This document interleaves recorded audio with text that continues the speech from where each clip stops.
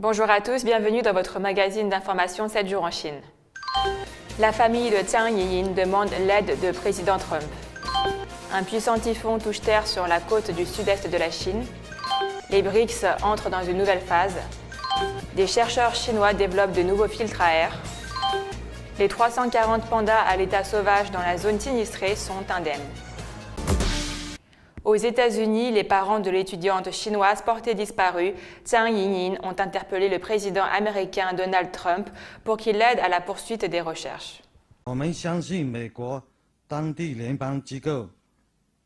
Lors d'une conférence de presse, le père a demandé que toutes les ressources disponibles soient allouées aux recherches.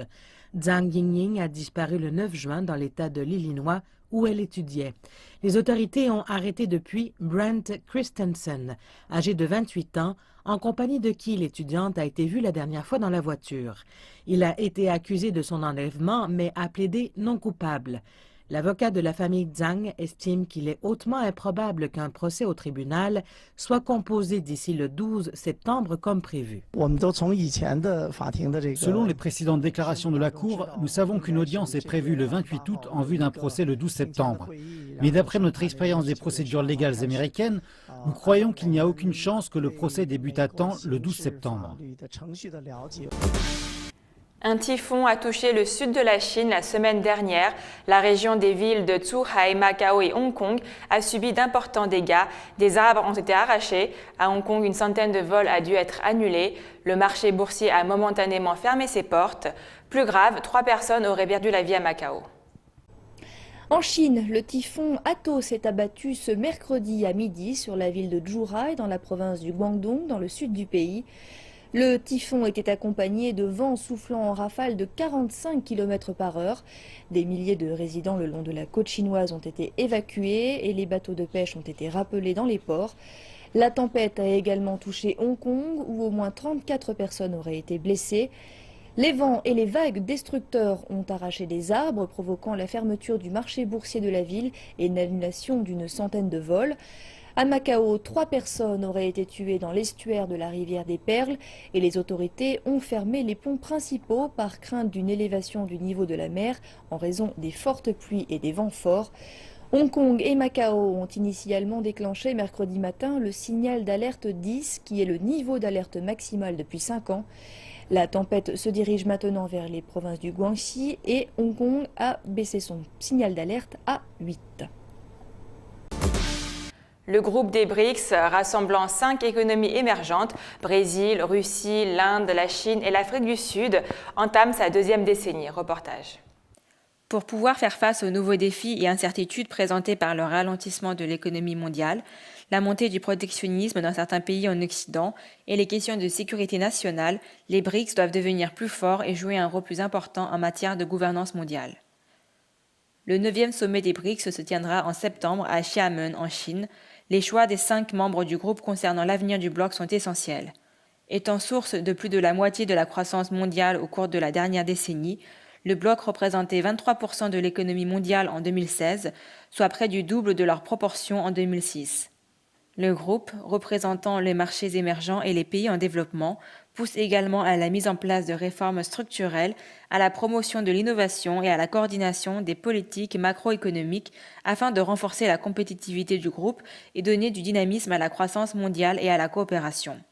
Au cours de la dernière décennie, la plateforme de coopération des BRICS est devenue un mécanisme international de grande influence et les exigences du groupe ont permis d'apporter des changements progressifs aux structures de la gouvernance économique mondiale.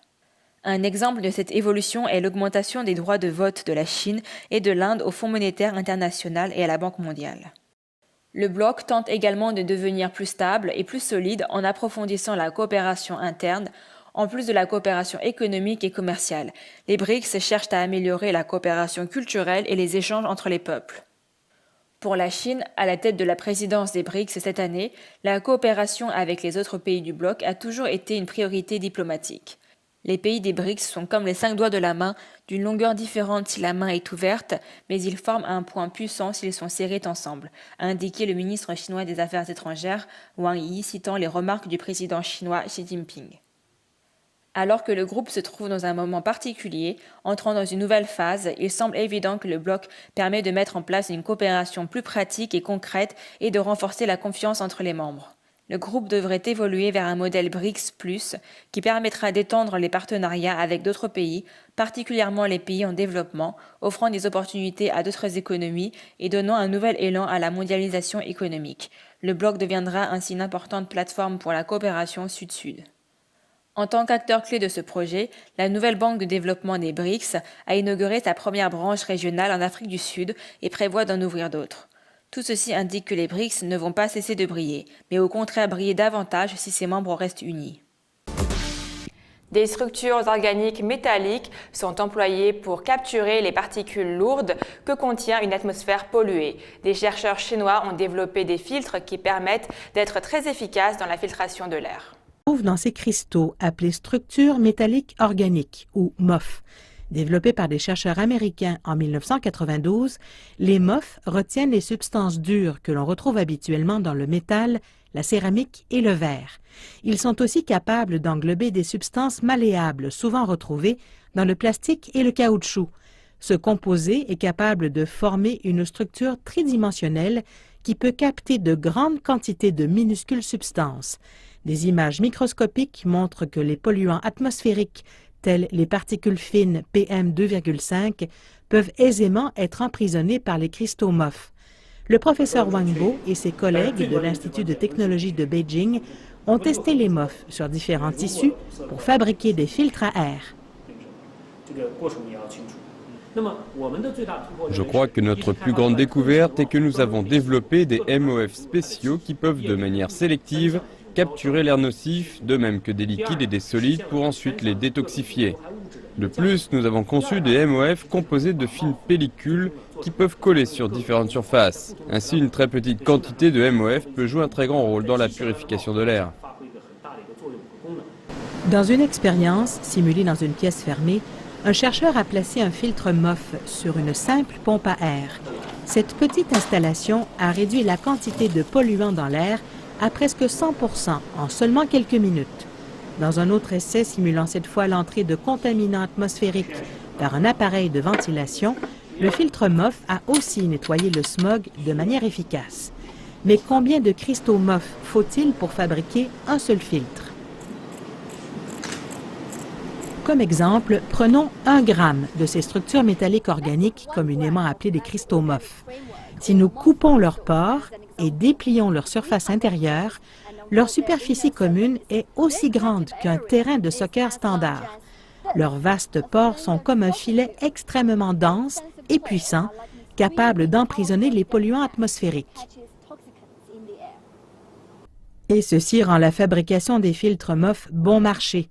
Wang Bo affirme que la plupart des purificateurs d'air ont des difficultés soit à laisser passer suffisamment d'air, tout en filtrant les polluants, soit qu'ils nécessitent le remplacement régulier de leurs filtres. Mais les filtres MOF n'ont besoin d'être remplacés qu'1 ou 2 fois par année. Je crois que le coût de production est toujours primordial pour résoudre un problème. Peu importe s'il s'agit d'une utilisation industrielle ou domestique, la technologie doit être abordable.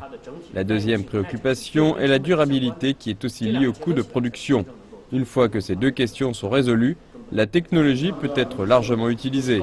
Wang Bo ajoute que son laboratoire travaille depuis plus de 2 ans avec différentes compagnies afin de trouver des façons qui permettront de protéger les individus tout en réduisant les substances toxiques qui émanent des usines et des véhicules. Mais il a refusé de commenter quant au coût de production des cristaux MOF. Les consommateurs peuvent s'attendre à trouver en vente libre des purificateurs d'air dotés de filtres MOF d'ici quelques mois. 2 semaines après le séisme de magnitude 7 survenu dans le sud-ouest de la Chine, un comptage complet confirme que les 340 pandas géants à l'état sauvage dans la zone sinistrée sont indemnes. 11 réserves naturelles, dont 10 sont consacrées à la protection des pandas géants, des singes dorés et de leurs habitats, ont été touchées par le séisme qui a secoué. Le 8 août, le district de Jiuzhaigou, dans la province du Sichuan, ont annoncé des responsables du gouvernement local. Ces 340 pandas représentent 31% de la population des pandas à l'état sauvage en Chine, ont-ils précisé. Le tremblement de terre a provoqué des glissements de terrain dans des régions montagneuses. Selon les données officielles, 24 personnes sont mortes et des centaines ont été blessées. D'après Pin Chun-hee, directeur adjoint du bureau provincial des forêts du Sichuan, bien que les pandas aient survécu au séisme, leur habitat a subi de graves dommages. La régénération naturelle de l'habitat des pandas prendra un certain temps, a-t-il noté. Les pandas géants vivent principalement dans les montagnes du Sichuan et des provinces voisines du Shanxi et du Gansu. Leur survie est menacée par la destruction de leur habitat et un taux de natalité très bas. C'est la fin de votre magazine d'information 7 jours en Chine. Merci de votre fidélité.